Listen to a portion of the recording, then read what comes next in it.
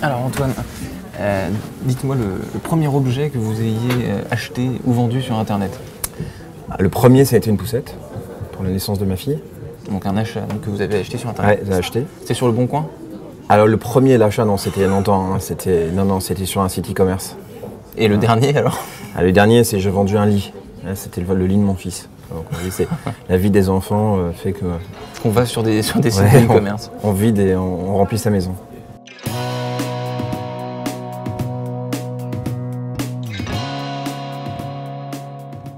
Bonjour à tous et bienvenue dans le Talk Décideur. Aujourd'hui, je reçois Antoine Joutot, qui est directeur général du site Le Bon Coin, que vous connaissez vraisemblablement si vous avez déjà acheté ou vendu voilà, des poussettes, des landaux, tout un tas de choses en rapport avec vos enfants.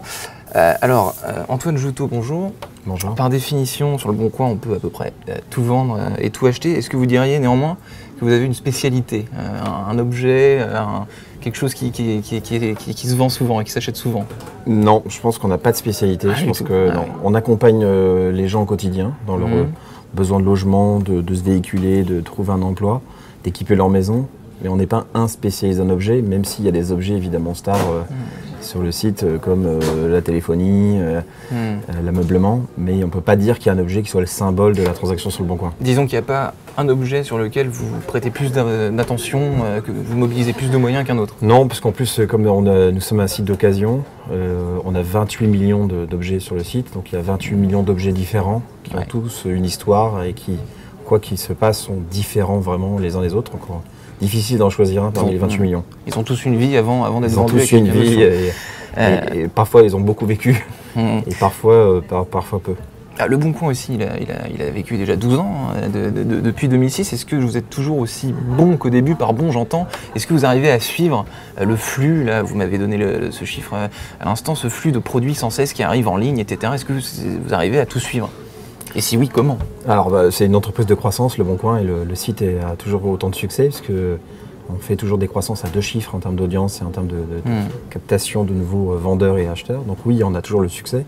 Après, l'entreprise qui est derrière, c'est beaucoup structuré, justement, pour innover, pour réinventer les transactions entre particuliers, pour fournir des meilleurs services. J'avais lu, on a lu il y a plusieurs reprises dans la presse des actualités un peu des bad buzz, si on veut, avec parfois des fausses annonces, des petites escroqueries par-ci par-là. Comment est-ce que vous arrivez à gérer ça? Comment vous décelez les potentiels bandits du web? De toute façon, comme toutes les activités d'Internet, ce genre de choses arrive. Il n'y a pas que du bon. Non, il n'y a pas que du bon. Après, la qualité, c'est la préoccupation majeure du Bon Coin. Le succès du Bon Coin, c'est fait par la confiance et de la transaction en face à face, de la transaction aussi à distance. Donc les Français sont honnêtes. Ensuite, parfois, parmi les 28 millions de Français qui nous utilisent tous les mois, vous avez parfois un problème et quelqu'un qui est un peu moins honnête. Mais clairement, aujourd'hui, c'est notre préoccupation. C'est pour ça qu'on met en place des systèmes de contrôle très pointus, systématiques sur toutes les annonces. C'est pour ça qu'on supprime au signalement des utilisateurs les annonces. Voilà, mais on parle de quelques unités et quelques cas qui sont toujours dommageables. Et donc, il y a des équipes mobilisées sur ces sujets-là, dont le boulot Bien sûr, est de nos ingénieurs contrôler. sont en permanence mobilisés pour justement améliorer nos algorithmes. On a des contrôles aussi humains qui se font en permanence. Voilà, c'est une préoccupation majeure. Est-ce qu'un utilisateur sur Le Bon Coin, il a une note, entre guillemets, en gros, s'il a vendu, je sais pas, 20 articles, est-ce qu'il a une note de confiance plus élevée qu'un mec qui en a vendu 200 ou 300? Aujourd'hui, la caractéristique du Bon Coin, c'est qu'on ne connaît pas encore la trace de la transaction, même si on vient de lancer un service de paiement entre particuliers qui est en train de se mettre en place. Mais aujourd'hui, nous ne connaissons pas la transaction, donc c'est un peu difficile de noter l'acheteur et le vendeur, parce que nous n'avons pas connaissance de la transaction. Par contre, nous, ensuite, il y a des feedbacks. Nos systèmes derrière sont très intelligents, nos algorithmes apprennent aussi beaucoup, mais comme on ne connaît pas aujourd'hui la transaction, c'est difficile de noter ou pas un acheteur et un vendeur. Alors vous avez annoncé le mois dernier l'IPO, donc l'introduction en bourse à venir du Bon Coin. Comment est-ce qu'en tant que DG on mène un chantier pareil? Vous êtes coaché à droite à gauche, vous avez des exemples, comment est-ce que c'est votre quotidien? Alors déjà, l'IPO, c'est pas l'IPO du Bon Coin, c'est l'IPO de l'entité qui possède le Bon Coin, même si le Bon Coin pèse très lourd dans cet ensemble.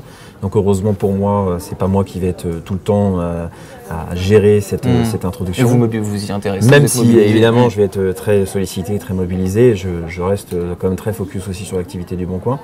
Moi, je pense que c'est une étape intéressante dans notre histoire.